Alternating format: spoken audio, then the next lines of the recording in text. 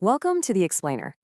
Today we're diving into exactly why building a backup power system for critical medical equipment requires a totally different engineering mindset than your standard run-of-the-mill off-grid setup. Look, if your grid goes down at night, for most things it's just an annoyance, right? But for medical loads, the stakes are literally life and death. That demands we tackle this as a rigorous engineering problem, not a late-night guessing game. We absolutely got to start by busting a massive, incredibly dangerous myth that so many people fall for. If you spend any time on DIY forums, you've probably heard this exact phrase: hey, just size a battery big enough and you're safe. That assumption right there is precisely where these systems fall apart. It prioritizes a quick fix over mathematical accuracy. And honestly, it completely ignores the harsh physical realities of how energy behaves when a system is put under extreme stress. I mean, think about the real stakes we're dealing with. Losing power to your fridge or your TV, totally annoying. You might lose some leftovers. But losing power to a CPAP machine or an oxygen concentrator while someone is asleep, that's not a glitch. That is a catastrophic system failure event. The tolerance for error here drops to absolute zero. All right, here's our roadmap to getting this right. First, we'll break down the medical load difference. Second, calculating your true energy needs. Third, an inverter reality check. Fourth, managing 24-volt current stress. And finally, engineering for zero failures. Let's get into it. Section 1. The medical load difference. We are going way beyond basic solar setups today. If you look at a lot of the standard advice out there, you'll see some downright scary gaps that put convenience way ahead of safety. Most tutorials just hand you a basic watts times hours formula and completely miss the medical risk classification. They completely ignore the massive startup spikes from oxygen concentrators, they give terrible advice on inverters, and they totally skip vital DC side protections like fusing and heat risk. Basically, they're treating a life support system the exact same way they treat a reading lamp. So here's the paradigm shift. We have to stop calling this a basic solar setup. What we are actually building is a continuous reliability system.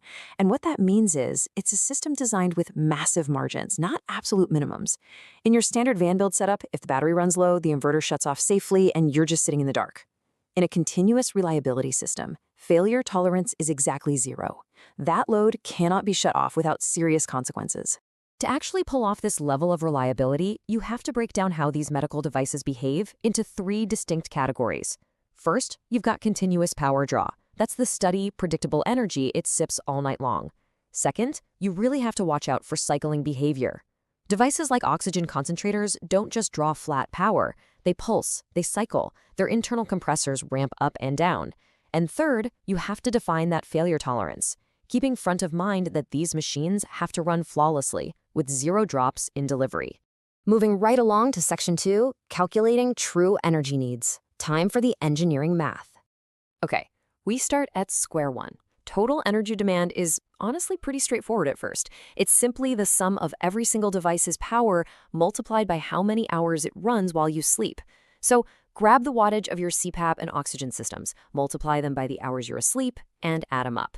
That gives us our bare minimum baseline total energy in watt hours.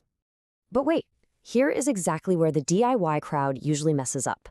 You cannot just divide those watt hours by your system voltage to get a battery size. That's consumer math. Real-world systems are never 100% efficient. True engineering math forces you to evolve the equation.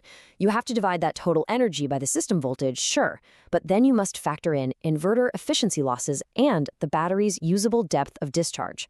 Skipping this harsh reality check is exactly why amateur systems go dead in the dark. Section 3. The inverter reality check. Let's talk about continuous load versus transient surge. Look, there is a massive, system-breaking difference between an average load and a surge load. On paper, your medical device might look incredibly stable, barely sipping power, but the literal millisecond an internal compressor kicks on, boom, it creates a massive, violent transient spike. If your inverter is only sized for that low, continuous hum, that sudden spike will trip its protection and instantly shut the entire system down.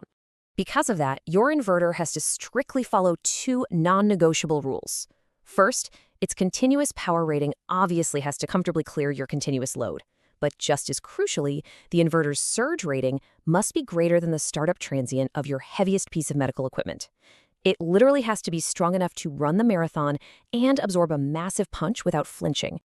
All right, Section 4, managing 24-volt current stress, the heat risk equation. Here is a fundamental law of physics that you just can't cheat. Lower voltage equals higher current, and higher current equals a much higher risk of your cables getting dangerously hot. Since total power is just voltage times current, if you lock your system at 24 volts but keep stacking medical loads onto it, that DC current is going to shoot through the roof. You simply cannot scale up the load randomly without risking a very real thermal runaway scenario in your wiring. When that DC current skyrockets, your entire system changes physically. That electrical stress means you absolutely need significantly thicker, heavy-duty cables. It introduces a ton of heat risk across the entire DC bus, and it puts immense thermal stress on every single connector, terminal, and breaker in the chain. Brushing this off as no big deal is exactly how melting events happen. And that brings us to Section 5, Engineering for Zero Failures, wrapping all this up into the ultimate safety architecture. Since we are quite literally engineering for human survivability under failure conditions, we never, ever size things right up to 100% capacity. That's just asking for trouble. We have to deliberately design in serious buffer margins. We're talking reserve capacity in the batteries for when an outage lasts way longer than expected, thermal margins in the DC wiring to easily handle sustained peak power draws, and plenty of inverter headroom sitting high above your continuous demand. Listen, if you only remember one single thing from this entire explainer today, let it be this unyielding engineering rule. No single-point failure is acceptable, period. When we design for medical needs, we aren't trying to maximize electrical efficiency or save a few bucks. We're trying to guarantee absolute predictability when the rest of the grid has completely collapsed. To actually enforce that rule, you got to build in some serious required redundancy. You need battery failure protection so a low cell doesn't cause a sudden blackout. You need inverter overload protection to handle those crazy cycling compressors safely. You absolutely must have proper DC fuse coordination so if a short happens, the fault stops safely without starting a fire. And you need a verified runtime margin. Honestly, skip even one of these and you aren't engineering anymore, you're gambling. Ultimately, designing a proper 24-volt medical backup isn't about bragging rights or just buying the biggest battery box you can afford. It's about building the single most predictable system possible under extreme stress. It's about knowing exactly how that system is going to behave when everything else hits the fan. And before we wrap, I really need to point this out. Electrical work, especially high-current DC stuff, is no joke. It carries serious physical and fire risks. Always consult a qualified, licensed professional before you start building or modifying any life safety electrical architecture. This explainer is here strictly for educational purposes, to give you the concepts and the vocabulary you need. So I want to leave you with this to chew on. Ask yourself this vital question the very next time you look at your own backup power setup, or the next time you're shopping for a commercial one. When the grid drops out in the middle of the night, does your design actually hold the load, or does it fold under the pressure? Thanks so much for joining me on this explainer. Stay safe, and I'll catch you on the next one.